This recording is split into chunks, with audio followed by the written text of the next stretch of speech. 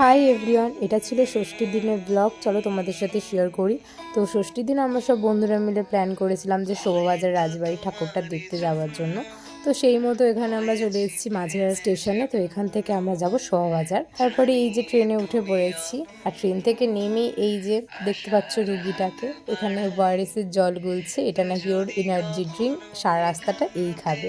মানে ভাবা যায়, মানে শরীর যতই খারাপ হোক, পুজোতে তো ঘোরা মাস্ট। বাঙালির একমাত্র বড় উৎসব বলে কথা, কোনো কিছুই বাধা দিতে পারবে না আমাদের। তারপরে আর কি মানুষের ঠেলা ঠেলি খেয়ে এখন যাচ্ছি রাজবাড়ির ঠাকুরটা দেখার জন্য। কি বলতো, প্রথমে লাইন দেওয়ার সময় তো একটু কষ্ট হয় এবং রাগ লাগে, অনেক কিছুই হয়। তারপরে যখন ভেতরে ঢুকে এত সুন্দর একটা রাজবাড়ি আর তার সাথে এত সুন্দর একটা প্রতিমার দর্শন করতে পারি না, সত্যি মনে হয় এতক্ষণে লাইন দেওয়াটা সার্থক হয়েছে। মানে সত্যি ভেতরটা এতই সুন্দর না, নিজের চোখে না দেখলে বিশ্বাস করতে পারবে না। প্রতিটা কোণা এত সুন্দর এবং পুরোনো দিনের ব্যাপারের মধ্যে সত্যি যে এতটা সৌন্দর্য ঢুকিয়ে থাকে, সেটা সত্যি ঠাকুরটা না দেখলে এবং রাজবাড়িটা না দেখলে হয়তো জানতাম না। আমার বেশ ভালো লেগেছে এটা।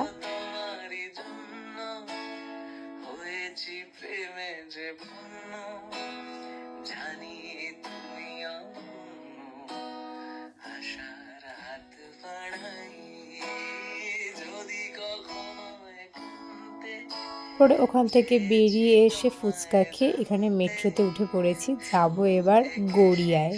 আর এদিকে দেখো আমরা সবাই সিট পেয়েছি আর অরিত্র একা দাঁড়িয়ে আছে। কি আর করা যাবে। আর এদিকে দেখো এরা তো দুজনে সাপে নেউলে যখন এক জায়গা থাকে ঝগড়া করে। আর এই ভিডিওগুলো যখন এডিট করছি না, তখন আমার সব যেন গুলিয়ে যাচ্ছে। কারণ এক ভিডিও এক ক্লিপ, মানে এতদিন ধরে যে ঘুরেছি সব এক জায়গায় এসে জড়ো হয়েছে। কোন দিনের কোন ভিডিওটা সব গুলিয়ে ফেলেছি।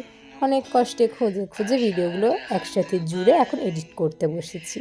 আর এই যে প্যান্ডেলটা দেখতে পাচ্ছ, এখানে কিন্তু একসাথে দুর্গার সাথে কালিয়ে ছিল এই প্যান্ডেলটায়। এটা কোন প্যান্ডেল তোমরা কমেন্ট করে অবশ্যই জানিও আমাকে। তারপরে এই যে আবার কিছু মানুষের ঠেলাঠেলি খেয়ে চলে গেছে আরও একটা মণ্ডপে ঠাকুর দেখার জন্য। আর এটা ছিল সেদিনের লাস্ট ঠাকুর দেখা। মানে এই প্যান্ডেলটা দেখে আমরা জানি এবার বেরিয়ে যাব, কারণ এত কষ্টে ঢুকেছি যে আর বেরোতেও পারছি না। আর এরপরে আর আমাদের হাতে টাইমও নেই যে আর কিছু ঠাকুর দেখবো, কারণ ওদিকে টাইম হয়ে আসছে, বাড়ি ফিরতে হবে।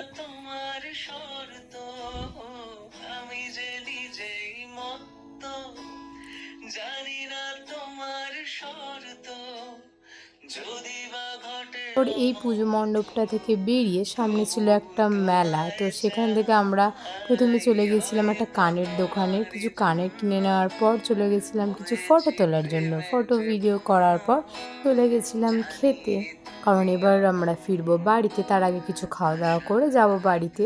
তো সবাই মিলে কিছুক্ষণ ডিসকাশনের পর সবাই বললো যে খাবে চাউমিন, সেই মতো চাউমিন অর্ডার দেওয়া হলো। তারপর খাওয়া দাওয়া করে এই যে বাড়ি ফিরবো। বাস থেকে যতগুলো ঠাকুর দেখা যায় দেখে চললাম বাড়ির দিকে। তো আজকের ভিডিওটা এই অবধি। ভালো লাগলে লাইক কমেন্ট শেয়ার করে দিও। বাই।